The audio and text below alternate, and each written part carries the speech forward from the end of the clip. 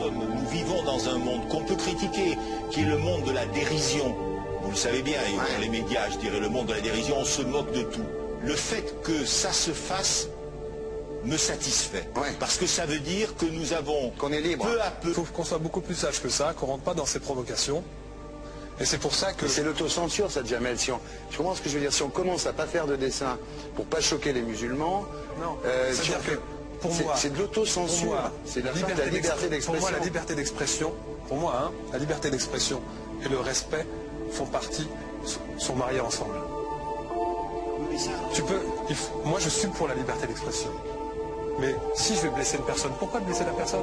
Mais si moi j'ai envie de faire une caricature sur Mahomet ou sur un rabbin ou sur Jésus-Christ, il faut que j'ai le droit de le faire. Tu comprends? C'est ça la France. Quand tu sais que tu vas blesser 10 millions de personnes, pourquoi tu vas les blesser?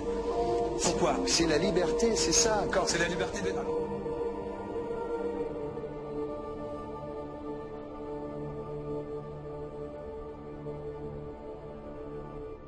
Attendez, Michel, vous ne pensez pas que c'était à vous de vous excuser, non? En disant le sketch n'était pas très drôle, je suis désolé si j'ai blessé des gens, voilà, excusez-moi, voilà, c'est une connerie. C'est mon travail.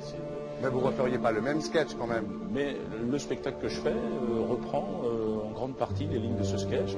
Mais il y a un truc que je ne comprends pas sur cette affaire, c'est qu'à aucun moment vous avez senti le besoin de vous excuser et que vous en avez rajouté. C'est tellement surprenant, c'est tellement inadmissible que j'en suis choqué. Voilà. Dans un pays où on peut parler, on peut s'exprimer. Et là, pourquoi tout d'un coup, sur un sujet, on ne pourrait pas s'exprimer vous savez bien pourquoi on ne peut pas s'exprimer. Pourquoi? Parce que dans ce pays, on a envoyé pendant la guerre des juifs dans des chambres à gaz et que ça crée un petit problème quand même. Vous voyez ce que je veux dire? Dans ce pays, on a envoyé pendant 400 ans des centaines de millions de Noirs, il y a eu 400 ans d'esclavage, et pourtant ça n'a pas empêché Michel Leb de faire un sketch qui m'a fait marrer. Où il faisait un noir, et à la fin il faisait un singe, et en parlant des narines, en parlant des lunettes. En tout cas, lui, il n'a pas été interdit d'exercer son travail, il a même eu la Légion d'honneur.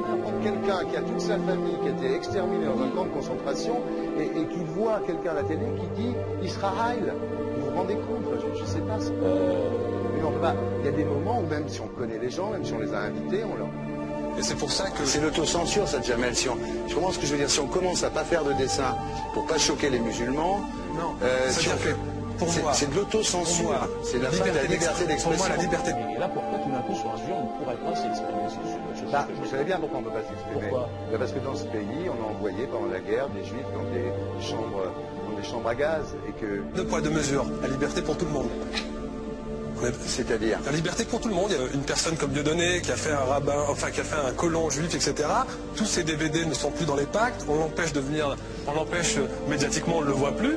Alors que lui, c'est un comique. Plusieurs lois qui ont été faites contre l'antisémitisme.